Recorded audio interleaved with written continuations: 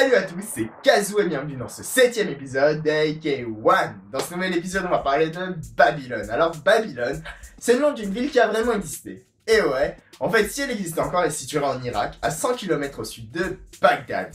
Alors cette région, on l'appelle aujourd'hui le Moyen-Orient. Et la religion majoritaire est l'islam. À l'époque, c'était totalement différent. En fait, on parlait surtout de Mésopotamie, qui veut dire entre deux fleuves, le Tigre et l'Euphrate. Et cette région est ouf, mais vraiment oufissime. En gros, on y a inventé l'écriture il y a 5500 ans. Mais c'est pas tout, on y a inventé plein de choses, notamment les institutions ou le droit. Par exemple ce code, le code d'Hammurabi qu'on peut retrouver au Louvre, date d'il y a 3750 ans, et c'est un des plus anciens codes de l'histoire de l'humanité. Il y est mentionné la loi du talion, œil pour œil, dent pour dent. En gros c'est marqué, si quelqu'un crève un œil à un notable, on lui crèvera un œil. S'il brise un os à un notable, on lui brisera un os.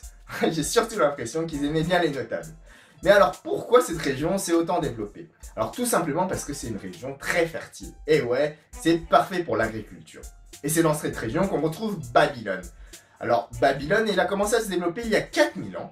Mais elle a atteint son apogée il y a seulement 2600 ans avec le roi Nabuchodonosor II. Et c'est de cette période qu'on va parler, la période de son apogée. Alors, en fait, Babylone, elle est considérée comme la première mégapole de l'histoire. Alors, en gros, c'était le New York de l'époque. Et s'étendait sur 1000 hectares et il y avait 100 000 habitants. Là, vous pouvez vous dire 100 000 habitants, c'est de la merde. Mais reste qu'il n'y avait pas 7 milliards d'habitants sur Terre, il y en avait 100 millions. Alors proportionnellement, ça fait quand même une très grande ville. Alors comme toute grande ville, il y avait des monuments, des immenses monuments, notamment les jardins suspendus. Les jardins suspendus, les écrivains grecs et romains en ont beaucoup parlé. Elles faisaient partie des 7 merveilles du monde antique, comme la pyramide de Gizeh par exemple. Le seul problème, c'est qu'on n'est pas sûr qu'elle ait existé. Et on n'a pas retrouvé de traces archéologiques. Par contre, si on se base sur ce que par exemple le mec qui a fait la liste disait, c'était un édifice qui était supporté par plusieurs colonnes de différentes tailles, et donc il y avait des terrasses de différentes hauteurs sur lesquelles il y avait des arbres mais des fleurs aussi. En gros, quelque chose de magnifique. Imaginez-vous, il y a plus de 2600 ans. Alors, à côté de ça, il y avait la tour de Babel. Et la tour de Babel, elle a existé, si, mais c'est avant tout un ziggurat. Un ziggurat, en fait, imaginez-vous, c'est comme les pyramides égyptiennes ou mayas, c'était un édifice carré de plusieurs étages au sommet duquel il y avait un temple. Et à l'époque, il n'y avait pas d'islam, il y avait une religion polythéiste avec plusieurs dieux, et du coup, le temple était dédié au plus grand dieu babylonien, Madrouk. Alors, cette tour-là, elle était quand même immense. Elle faisait 90 mètres de haut. À titre de comparaison, l'Arc de Triomphe fait seulement 50 mètres. Alors imaginez-vous, il y a 2000 ans, au milieu de la ville, avoir un truc qui fait le double de l'Arc de Triomphe, un truc assez fat quoi. Bah vous savez quoi, on a une mauvaise image de cette tour. La tour de Babel, elle est mentionnée dans la Bible, et on disait que les Babyloniens avaient construit cette tour pour se rapprocher de Dieu, et du coup Dieu les avait punis. En multipliant les langues, ils n'arrivaient plus à se comprendre entre eux. Bon, dans cette histoire, ce qui est sûr en tout cas, c'est qu'il y avait plusieurs langues. C'est une mégalopole, donc on y parlait plusieurs langues.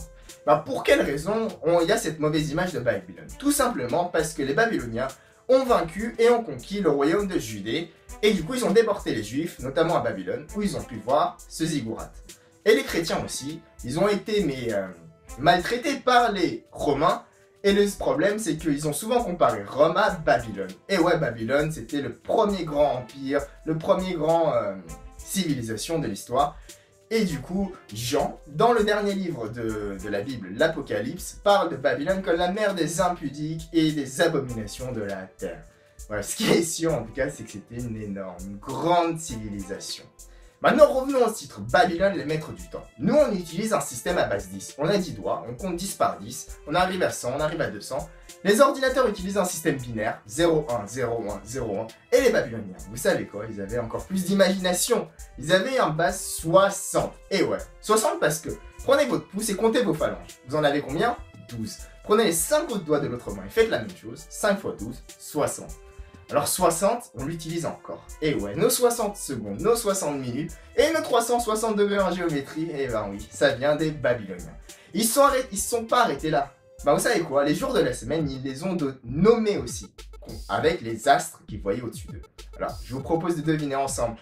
Ces astres, le lundi, ça va être la Lune, le mardi, Mars, mercredi, Mercure, le jeudi, Jupiter, le vendredi, Vénus, le samedi, Réfléchissez en anglais Saturday, Saturne, enfin le dimanche, Sunday, le soleil. Alors pourquoi en français dimanche? Tout simplement parce que on dit Dies Dominica, qui veut dire le jour du Seigneur. Et ouais, on a un héritage juif et chrétien dans le jour de la semaine aussi.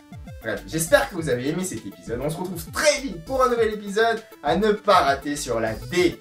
La NDMA. Et ouais, comme l'épisode sur la coke, on va apprendre sur ses effets, notamment sur l'empathie qu'elle amène.